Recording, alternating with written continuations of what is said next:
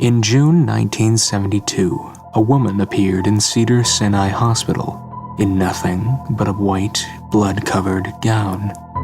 Now this in itself should not be too surprising, as people often have accidents nearby and come to the nearest hospital for medical attention. But there were two things that caused people who saw her to vomit and flee in terror. The first being that she wasn't exactly human.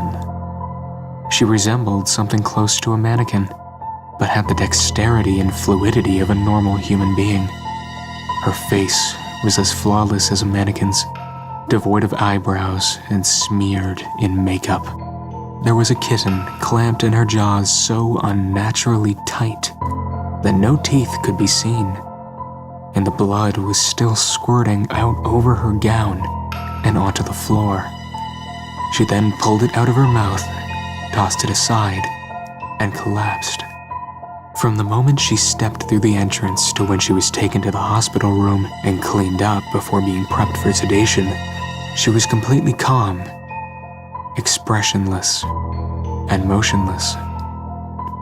The doctors thought it best to restrain her until the authorities could arrive, and she did not protest.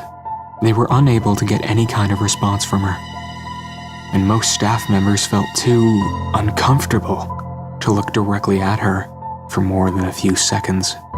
But the second the staff tried to sedate her, she fought back with extreme force. Two members of staff had to hold her down as her body rose up on the bed with that same blank expression. She turned her emotionless eyes towards the male doctor and did something unusual. She smiled. As she did, the female doctor screamed and let go out of shock. In the woman's mouth were not human teeth, but long, sharp spikes. Too long for her mouth to close fully without causing any damage. The male doctor stared back at her for a moment before asking, "What in the hell are you?" She cracked her neck down to her shoulder to observe him, still smiling. There was a long pause. The security had been alerted and could be heard coming down the hallway.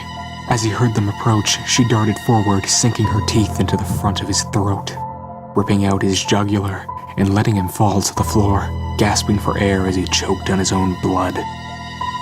She stood up and leaned over him, her face coming dangerously close to his as his life faded from his eyes. She leaned closer and whispered in his ear, "I am God." The doctor's eyes filled with fear as he watched her calmly walk away to greet the security men. His last ever sight would be watching her feast on them one by one. The female doctor who survived the incident named her the Expressionless. There was never a sighting of her ever again.